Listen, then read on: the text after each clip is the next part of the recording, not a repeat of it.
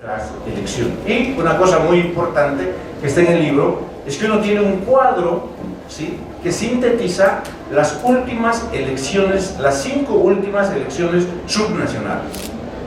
Entonces uno puede ver Potosí y sabe qué es lo que pasó hace 5 elecciones, qué partidos participaron y qué candidatos, ¿no? Y luego se les pide, dado esto, las perspectivas al futuro. Bueno, esta es la característica del libro y creo que es un poco el atractivo del libro y lo novedoso, ¿no? Son estudios de caso, pero tienen que ver con una perspectiva comparada, porque cada uno de los estudios trata de ceñirse a un guión con un conjunto de variables. Dicho esto, voy a aprovechar los minutos que quedan, son 10 todavía, estimada moderadora, ¿sí?, y para decir un poco los resultados que arrojan estos estudios. Primero, hay que decir de que estos estudios reflejan una ausencia de institucionalidad del sistema de partidos subnacional. ¿Sí? Cuando uno ve los cuadros, se da cuenta que, excepto el MAS, no hay un solo partido en todos los casos estudiados de las capitales de departamento donde un partido participe en más de una elección, o bien participe en una, después deja de participar y vuelve a participar en otra elección. El MAS sí lo hace de manera, permanente a lo largo del tiempo. Entonces, he ahí la fortaleza también del MAS. Finalmente es un partido que ha alcanzado cierto nivel de institucionalidad y presenta candidatos y presenta concejales a todas las elecciones. Esto no ocurre. Es por eso que hay una alta volatilidad del voto. Ahora, el gran problema cuando existe este nivel de desinstitucionalidad del sistema de partidos es que no hay posibilidades de pedirles rendición de cuentas a los actores políticos, ¿no? Porque la forma en que sanciona el elector al partido político que lo hace mal en una determinada gestión es a través del voto.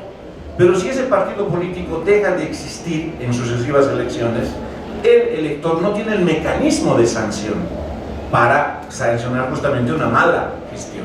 Sencillamente lo que ocurre es que esos candidatos se presentan a través de otros partidos con otra sigla y se presentan nuevitos, digamos, cuando son en realidad viejos actores políticos, pero presentándose en aparentemente nuevas agrupaciones políticas, ¿no? Luego hay la aparición de nuevos liderazgos y también de viejos liderazgos. El caso, el año pasado, de las elecciones subnacionales, el caso interesante es de Johnny Fernández, en el caso de Santa Cruz de la Sierra, donde vuelve a aparecer no con fuerza, porque no gana contundentemente las elecciones, pero es la reaparición de un viejo político, ¿no? Un personaje que ya fue alcalde antes y que ahora vuelve a aparecer. Y el otro caso es de Manfred Reyes Villa, ¿no?, que logra una mayoría amplia. Todo el mundo creía que en Cochabamba ya era una suerte de cadáver político y sin embargo vuelve a aparecer en el espectro político con otro partido político, por supuesto, y logra ganar las elecciones. Pero ¿qué se puede decir en general de esto? Es que aparentemente el voto es un voto no pro determinado candidato, sino contra las anteriores elecciones, ¿no? Es decir, por ejemplo, si uno ve lo que ha pasado en Sucre, una deplorable gestión de Iván Ciénega al mando del MAS, pero luego todavía más deplorable con la alcaldesa que le sustituyó, uno se da cuenta que el voto es ahí de rechazo. Lo mismo en Santa Cruz, ¿no? Una vez que Percy Fernández sale del espectro político, ¿no?, ingresa Angélica Sosa y hay como una crisis institucional dentro del municipio de Santa Cruz de la Sierra, y hay un votaje en contra, digamos, de la gestión de Angélica Sosa, que se va a diversos candidatos, pero en su mayor parte a Johnny Fernández. Y el mismo caso de Yagui en Potosí, de Johnny Yagui, de Johnny Torres en Tarija, y probablemente, este es un caso raro, esto lo verá Wim, el caso de Iván Arias, ¿no?, No creo que haya sido mala la gestión, no sé, ustedes verán si ha sido una mala la gestión previa, pero sí Arias, por ejemplo, aparece en el escenario político no tanto como producto de una mala gestión previa, sino como producto de la crisis de 2019.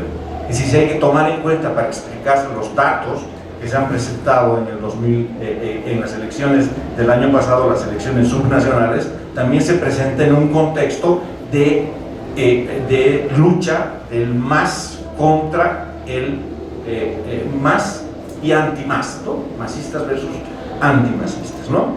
Y con esto bueno. Y se presenta un escenario, por otro lado, se presenta un escenario complejo para el MAS. Santa Cruz está un opositor, La Paz está un opositor, Cochabamba está un opositor, en Potosí está un opositor, en Tarija está una opositora, y solamente aparentemente tiene el MAS respaldo obtiene las alcaldías de Oruro y Sucre, ¿no? Entonces es un escenario complejo para el MAS a nivel subnacional porque tiene alcaldes que no son de su partido político, pero también se presenta un escenario de compleja gobernabilidad de los alcaldes, ¿no? Porque salvo en el Alto, donde Eva Copa logra 8 concejales, donde sí ahí hay gobernabilidad, hay una sintonía entre el ejecutivo y el legislativo municipal, y el caso de Manfred Reyes Villa, que logra 7 concejales, en la mayor parte de las candidaturas de las ciudades capitales, que son objeto de estudio de este libro, los candidatos logran, digamos, 4 concejales, y los opositores a ese partido, los contrarios a ese partido, también 4. Entonces hay un empate y vuelve a aparecer este voto de oro, ¿no? Que en general está ahí dirimiendo la presidencia del Consejo Municipal, y a veces termina vendiéndose a uno u otro partido con la finalidad de lograr la presidencia. Entonces es un escenario complejo de gobernabilidad en todos los municipios capitales del departamento, excepto el Alto y Cochabamba. Y ya con esto finalizo. Hemos visto que ha habido 63 postulaciones a alcalde de distintos partidos políticos, pero hay un dato interesante: solo 13% de esas 63 candidaturas fueron encabezadas por mujeres, ¿no? Es decir, que cuando se pide a los partidos políticos aplicar la ley de cuotas, evidentemente la aplican, ¿no? Va a diputados, a senadores, mujer, intercalados, ¿no? La mujer, hombre, en franja de seguridad, como se suele decir, pero cuando tienen que postular un candidato, en general es un candidato, no es una candidata, ¿no? Luego, cuando hubo debates, ¿no? Hubo más en algunas ciudades, más una presentación de propuestas que un verdadero debate. Debates se han visto en Santa Cruz, probablemente en La Paz, pero en las otras ciudades es como el candidato que presenta su propuesta, pero no tiene que, digamos, preguntar al otro candidato ni el otro debatir para nada. Entonces sí, simplemente no hay un cruce de ideas, digamos, ¿no? Que sería muy importante para el propio para la propia democracia, para la propia capacidad de decisión del ciudadano, ¿no? Y por último, por penúltimo, porque hay un tema más, las encuestas, ¿no? Solo se han dado en el eje central más del Alto. En general, las empresas encuestadoras o los medios de comunicación que encargan estas encuestas solo han encargado en aquellas ciudades más pobladas, finalmente, ¿no? Sucre, Tarija, Potosí no han sido objeto de encuestas. Bueno, con esto termino y finalmente quisiera agradecer a la Facultad de Economía de la Universidad San Francisco Javier de Sucre, de la cual soy docente, ¿no? Y también al IRIS de la UNSA. Ha habido una alianza ahí interuniversitaria, interinstitucional muy interesante, y espero que esta alianza prospere en el futuro y tengamos muchos más estudios de este tipo en el futuro. Muchas gracias. Gracias. Fran Flores, coordinador de Las Ciudades Votan, el libro que estamos presentando. Tras ha mencionado que el libro incluye artículos de autores de diferentes regiones del país. Voy a invitar a Vin Kamer Romero, autor del capítulo Autonomía y Crisis Política en La Paz, a presentar el contenido de su estudio. Él es politólogo y asesor en la Cámara de Diputados de Bolivia. Adelante. Buenas tardes. Quiero agradecer de igual forma a la facultad, a la Universidad San Andrés, por la Universidad Mayor de San Andrés, por la ayuda para la publicación de este libro y el acompañamiento de parte de Nadia, a Franz, Jimena, al director también, obviamente. Como ha dicho Franz y como ha dicho Jimena también, yo me he dedicado a estudiar el caso de La Paz. Quizás es un texto un poquito diferente al resto, pero por una sencilla razón. A pesar de que yo he escrito sobre La Paz, yo vengo de Sucre y vengo de un contexto en el que se refuta mucho al centralismo. Entonces mi preocupación era si es que esta preocupación por el centralismo se daba también en La Paz, ¿no? Es decir, si es que los paceños se sienten centralistas o no, y si es que eso se refleja, por ejemplo, en las votaciones. Según yo, sí, se refleja en las votaciones. De hecho, hay algunos lugares comunes que trato de refutar. Uno de ellos es justamente que en La Paz no hay una resistencia a, elementos coyunturales nacionales. Como ustedes saben, Bolivia es un país de clivajes, ¿no? Es decir, divisiones, fracturas, por ejemplo, de los que sobresalen las fracturas étnicas, regionales, o bien estas fracturas respecto al acceso a las ciudades. ¿Dónde ubicaríamos a La Paz, no? Es decir, si es que además Bolivia es un país de clivajes, entonces tendríamos que preguntarnos también si es que la normativa electoral estaría apuntando a solucionar esos clivajes o más bien a profundizarlos o intensificarlos. Ahora, para ver más o menos esto, he tratado de escoger de mi texto 3 lugares comunes, por así decir, para llegar a una conclusión. Uno de ellos es, por ejemplo, que si es que Bolivia no es, además de los clivajes entre lo regional y lo nacional, también un lugar en el que hay disputas entre élites locales y nacionales. Esto probablemente sea un tema mucho más general que incluso excede los clivajes, y de hecho La Paz está inmersa también en ese tipo de conflictos. Por ejemplo, hay un texto, y eso es muy curioso, un texto de Moira Suazo en el 2012 que habla sobre ruralización, por así decir, la política en Bolivia. Y lo que ella plantea básicamente es que desde 1825 la política en Bolivia se ha dado en una lucha entre élites locales, es decir, las élites que habían, sido desplazadas cuando los ayuntamientos y los cabildos desaparecen por la fundación de la nueva república, pero estas élites siguen, demandando cosas, ¿no? Y esto se refleja en una pugna entre élites locales y nacionales que se da a lo largo del tiempo y que de hecho, a pesar de distintas coyunturas, por ejemplo, según ella vivimos en un presidencialismo exacerbado, pero a pesar de eso seguimos viviendo en esas pugnas entre élites locales y nacionales. Hay otro texto que se llama Emergencia y Desarrollo de un Sistema Político Subnacional en La Paz, 2009 y 2015, que el autor habla básicamente de si es que el sistema subnacional de partidos paceño es autónomo respecto al resto de los sistemas de partidos, o bien respecto al sistema de partidos nacional. El señor Gustavo Bonifaz dice que sí, es relativamente autónomo porque considera él que hay unas dinámicas propias en La Paz que, por ejemplo, permiten que el MAS no tenga una mayoría absoluta en ese entonces, pero que en mi análisis creo que no es del todo cierto. Y por último, hay otro lugar común que es, por ejemplo, que hay como una instrumentalización de las normas en función de la correlación de fuerzas y la disputa por el poder. Esto vamos a ver si es cierto o no. Es una tesis planteada por Segada y Comadina en el 2013, y hay otra que creo que es más interesante y más común también, de que si es que vivimos en una crisis política en Bolivia, esta crisis estaría viniendo básicamente desde el 2016, cuando Evo Morales o Álvaro García Linera habrían decidido repostularse. Creo que muchos analistas políticos parten de ese supuesto, de que en Bolivia vivimos, por ejemplo, en una crisis de representatividad política, porque es a partir de la repostulación de Evo Morales y Álvaro García Linera que digamos que los partidos o bien se radicalizan o bien los actores digamos que estarían radicalizándose en sus posiciones, ¿no? Y bueno, yo no estoy tan de acuerdo con esa tesis tampoco. De hecho, cuando hablo sobre una resistencia local en el texto, trato de remitirme a las elecciones nacionales del año 1997, pero las elecciones subnacionales del año 1999.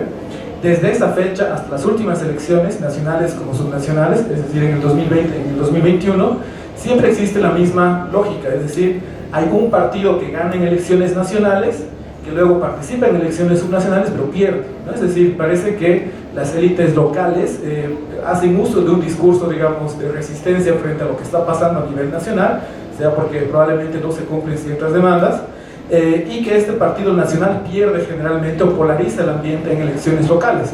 Por ejemplo, en las elecciones nacionales del 97, el ADN gana con 22%, y en las elecciones subnacionales del 99, el ADN llega al segundo lugar detrás del Movimiento Sin Miedo. Esa es una lógica que se da constantemente y que incluso, a pesar de que el Movimiento Sin Miedo cambia de sigla en el 2010 porque pierde, o creo que es en el 2014 de hecho, porque pierde la personería jurídica y la reemplaza Sol.bo, a pesar de eso, la lógica se sigue manteniendo, aunque esta vez frente a un partido predominantemente nacional.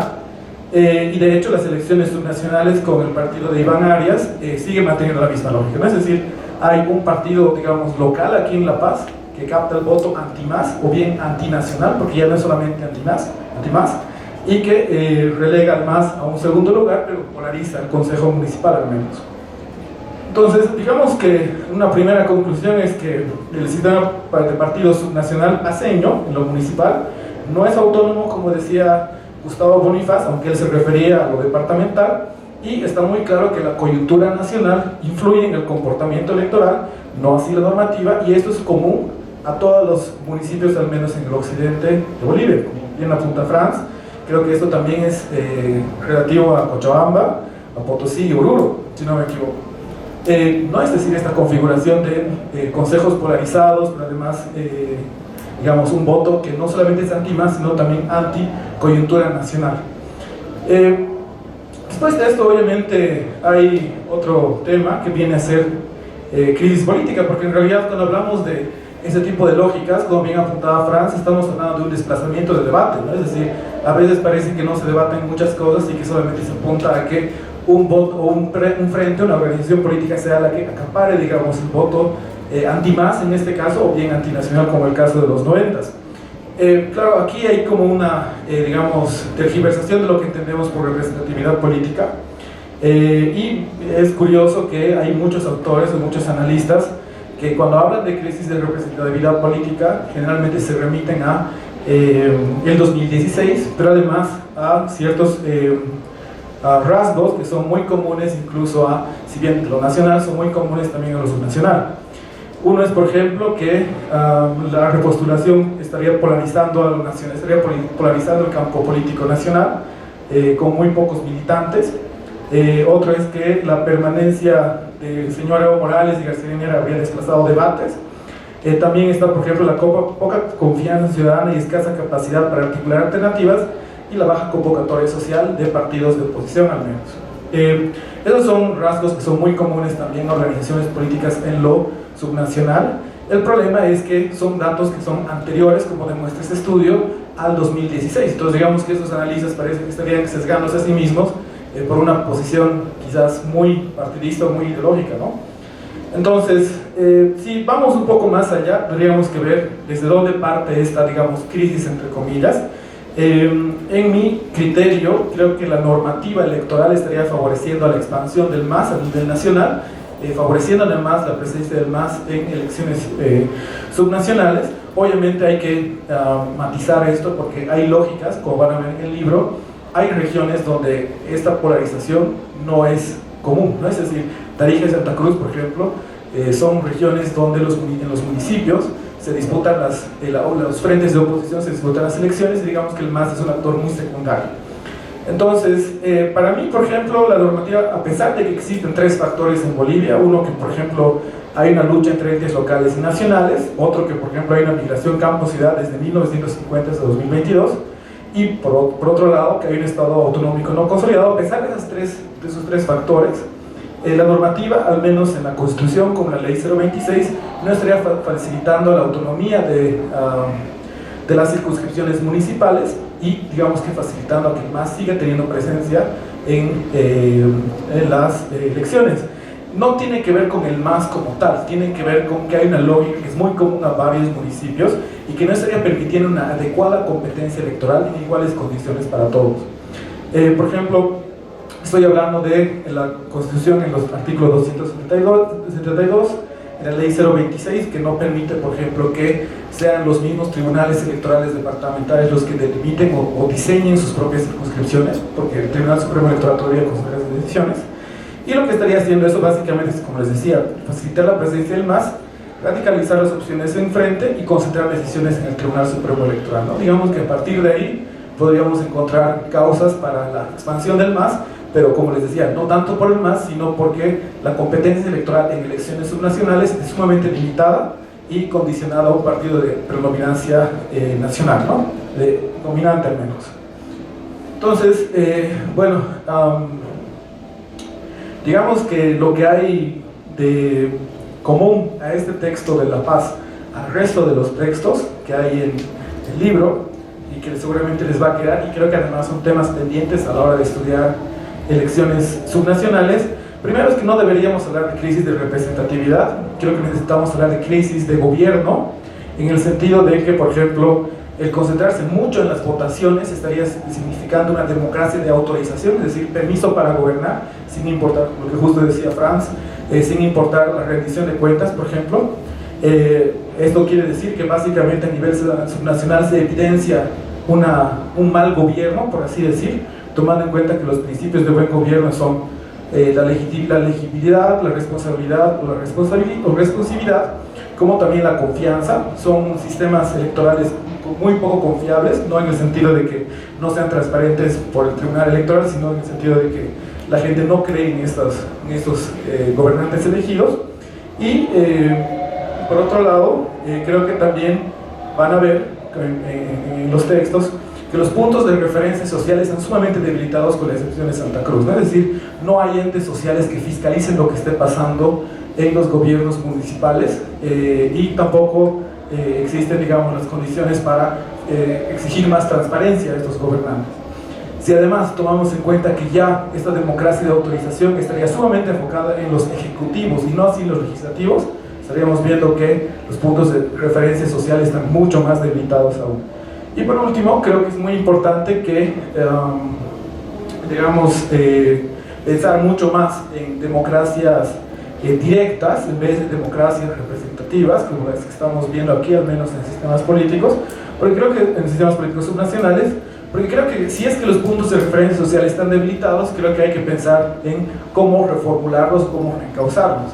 Y aquí esta es una propuesta muy personal que le he venido trabajando, es que creo que los comités cívicos deberían ser reformados para justamente eso, ¿no? Pero ese es otro tipo de discusión, sin tomar en cuenta, sé que el comité cívico de Santa Cruz está en otro plan, ¿no? Pero digamos que creo que reformando ese tipo de puntos de referencia social podríamos reformar los sistemas electorales subnacionales para una competencia electoral más justa y menos pendiente o menos dependiente de un partido hegemónico dominante como es el movimiento socialista.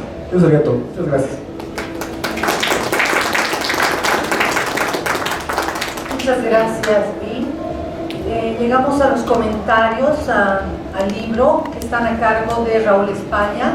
Él es sociólogo con una maestría en ciencias sociales y mención en análisis político. Es docente de la materia de sociología política en la carrera de sociología de la UNSA y director del IDIS. Adelante, Raúl. Gracias, Kim. Un saludo cordial a todos los presentes, todas las presentes. Saludos a los colegas de la testera, también a las personas que nos siguen por el Facebook.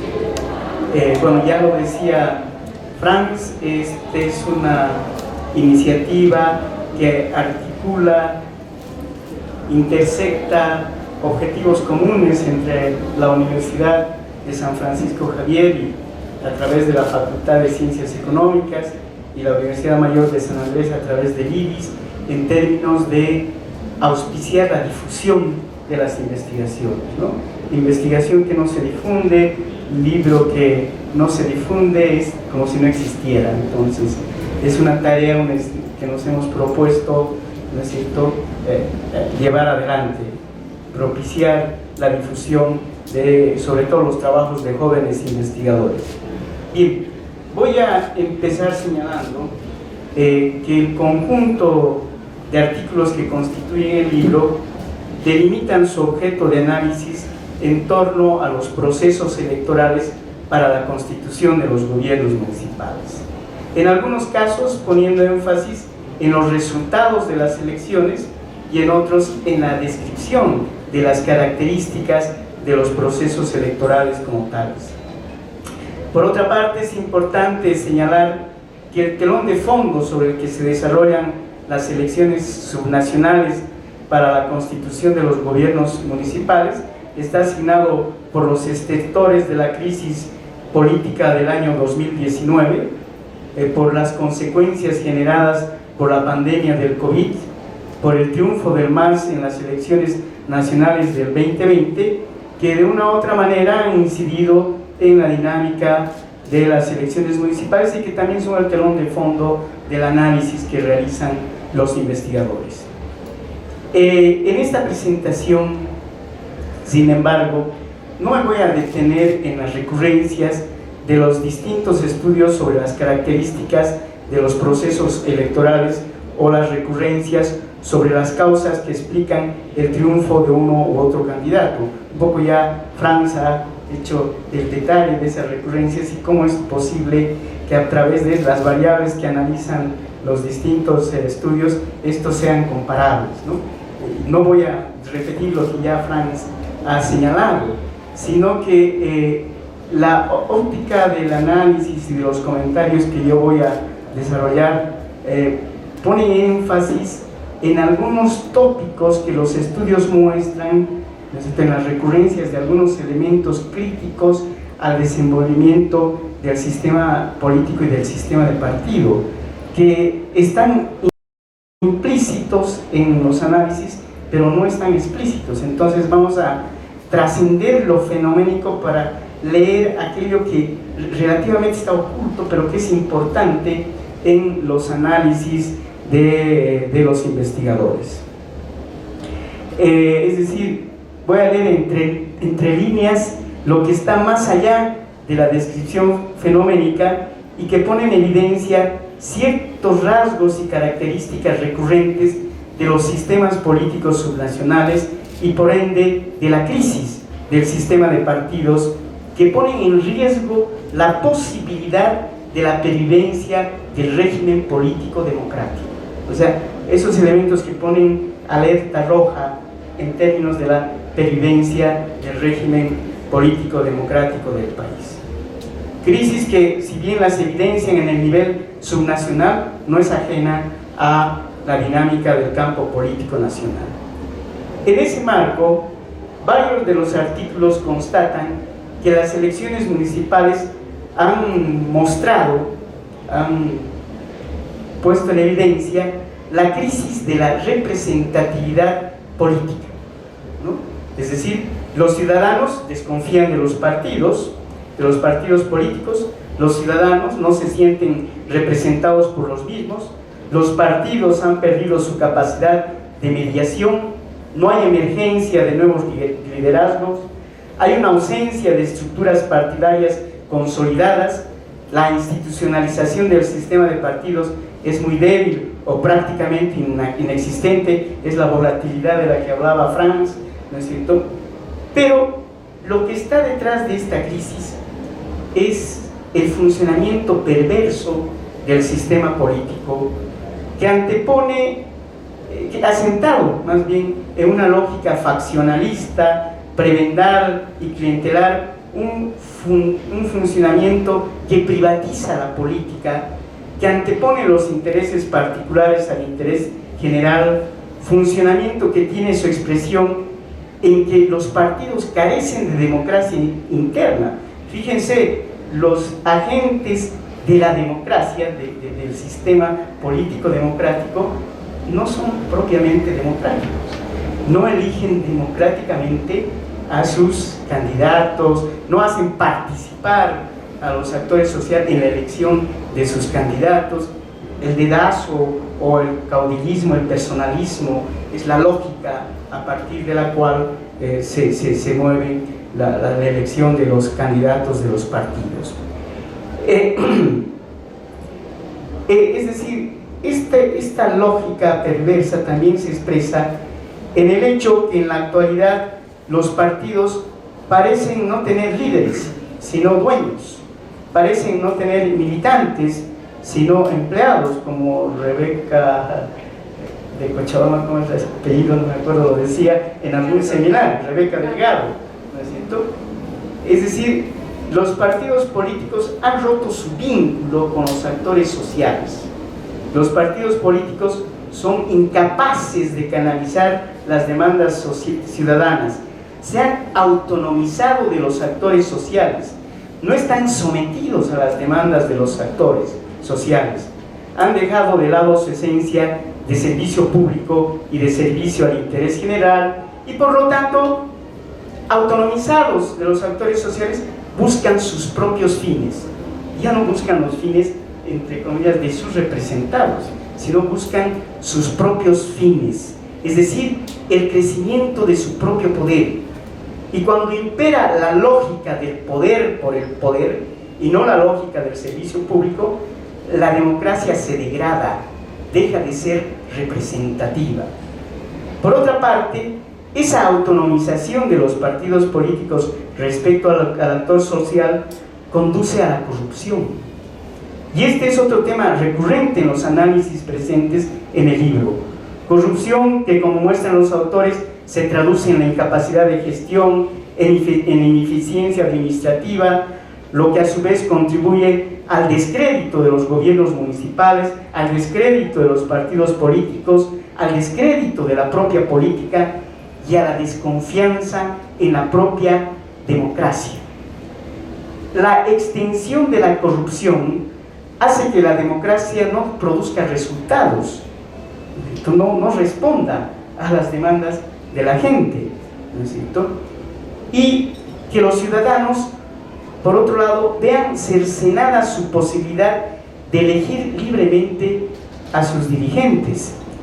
Como lo señala Alan Turing en el libro titulado ¿Qué es la democracia?, la corrupción más peligrosa para la democracia es la que permitió a los partidos políticos acumular recursos tan considerables y tan independientes de la contribución voluntaria de sus miembros, que les posibilitan escoger los candidatos a las elecciones y asegurar el éxito de cierto número de ellos, tornando así irrisorio el principio de libre elección de los dirigentes por los dirigidos. Es decir, ese uso arbitrario, esa acumulación arbitraria de recursos públicos potencia candidatos que no nacen de la dinámica de la posibilidad electiva de los dirigidos, ¿no es cierto?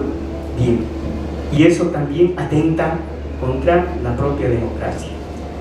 Otro tema recurrente en los análisis del libro es el de la polarización política, que en realidad no es un tema nuevo, ¿no es cierto? Es una problemática que ha marcado la lógica política del país en los últimos tiempos. La polarización entre los antiimperialistas, anticoloniales, los izquierdistas contra y de los revolucionarios contra o frente a los antipatrias, los neoliberales, los derechistas, etc. La polarización entre los defensores de la reelección como un derecho humano, ¿no es cierto?, y los que consideran antidemocrática la reelección. Y en la actualidad, la polarización entre el golpe y el fraude.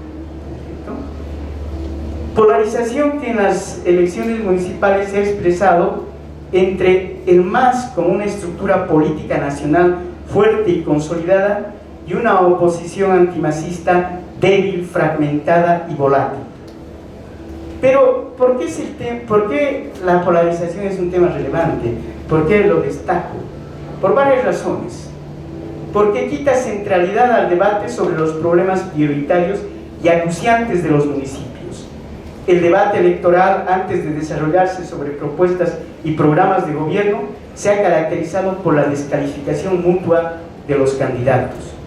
porque fortalece la lógica contenciosa de la política, que es una lógica estéril, de bloqueos mutuos, que imposibilita o que paraliza la posibilidad de la gestión pública, porque genera condiciones para afianzar una cultura política autoritaria, no democrática, fortaleciendo la concepción de la política como relación amigo-enemigo, porque genera condiciones para el debilitamiento del pluralismo y facilita la concentración del poder, viabilizando el reemplazo del principio político de la mayoría, que es propio de los regímenes políticos democráticos, y las construcciones del consenso por la dictadura de la mayoría, que desconoce y aplasta a la minoría y que allana el camino para la consolidación de regímenes totalitarios en los que el líder plebiscitario se coloca por encima de la ley y la manipula de acuerdo a su conveniencia.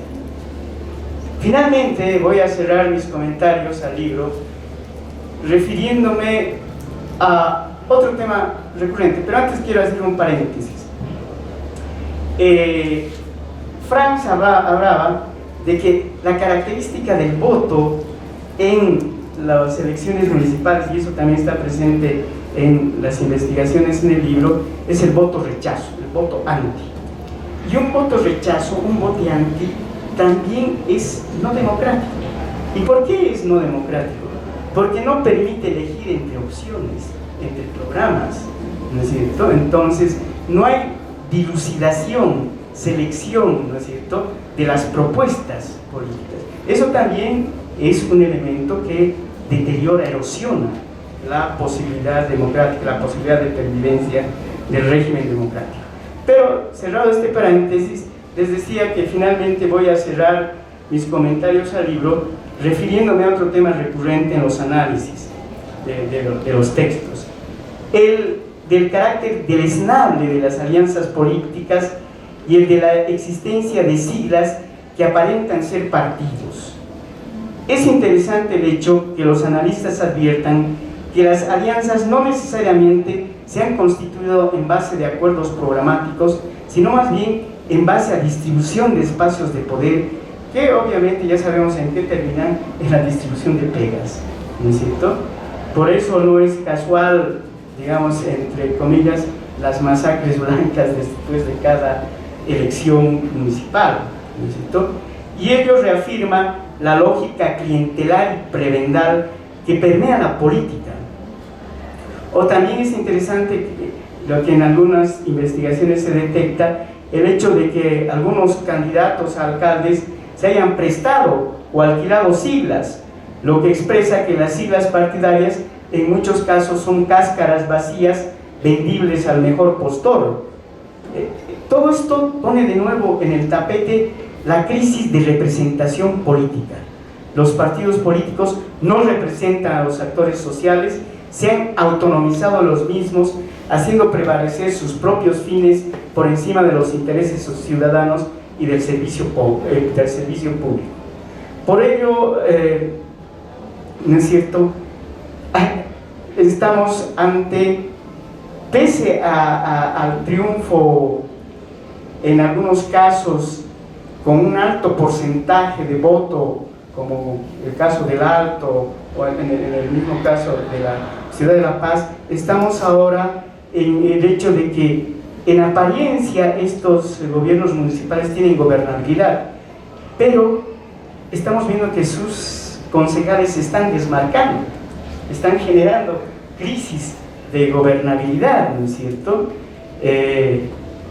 Y esto obviamente va a tener repercusiones en la posibilidad también de la gestión pública de los gobiernos municipales.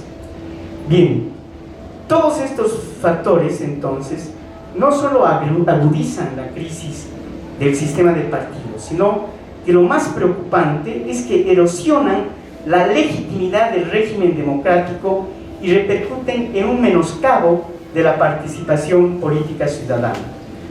En este sentido, como ya lo remarcamos también en un otro libro que hemos producido como el IDIS, Las perspectivas de la democracia en América Latina, la superación de estos déficits de la democracia requiere del fortalecimiento de la conexión entre los lazos de la vida social y la vida política, es decir, la recuperación del rol agregador y canalizador de las demandas de la sociedad civil por parte de los organismos, de los partidos políticos, y también de organizaciones sociales fuertes que coadyuven también a la mediación entre la sociedad y el sistema político. Y aquí quiero volver a hacer un otro paréntesis. La fagocitación por el Estado de la sociedad civil también es un peligro para la democracia, porque se anula la posibilidad de control del poder, se anula la posibilidad de control social. No puede haber control social si la sociedad está fagocitada por el Estado, ¿no es cierto? Bien, por otro lado, la superación de estos déficits requiere también de una sociedad civil independiente, ¿no es cierto?, que sea capaz de fiscalizar y poner límites al poder a través de velar no solo por el respeto a los derechos ciudadanos, sino de pugnar por su ampliación, por la ampliación de esos derechos. Requiere asimismo la superación de estos déficits de una ciudadanía que ejerza su derecho a participar en la gestión de la sociedad y también de un Estado que sea garante de los derechos ciudadanos y que no esté por encima de la ley, ¿no es cierto? La ley debe ser igual para todos, ¿no es cierto? Es uno de los elementos fundamentales de la democracia, la igualdad de todos los ciudadanos. No puede haber ciudadanos de primera, ciudadanos de segunda, ¿no es cierto? No puede haber ciudadanos a los que se les reprima porque generan demandas, ¿no es cierto?, luchan por demandas sociales, sean estas razonables o no, y ciudadanos a los cuales no se repriman cuando haya cualquier barbaridad, ¿no es cierto? Es decir, la igualdad de la ciudadanía también está en cuestión, y eso, ¿no es cierto?, sucede cuando el Estado se coloca por encima de la ley. Todos deberíamos estar sometidos a la ley, ¿no es cierto?, desde el presidente de la República hasta el portero del Palacio de Gobierno. Todos deberíamos ser iguales ante la ley. Pero bien, por otro lado, la superación de estos déficits de la democracia requiere del respeto a la diversidad social, del pluralismo y de la capacidad, además, de gestionar pacíficamente el conflicto. Esa es la esencia de la democracia, la capacidad de la gestión pacífica del conflicto. Pero mientras estemos en una lógica de concepción de la política como relación amigo-enemigo, eso está muy lejos de poder realizarse. Bien, muchas gracias. Muchas gracias Franz, Vin y Raúl por sus intervenciones, en las que han identificado los aportes del libro Las ciudades votan, las elecciones subnacionales de 2021 en Bolivia.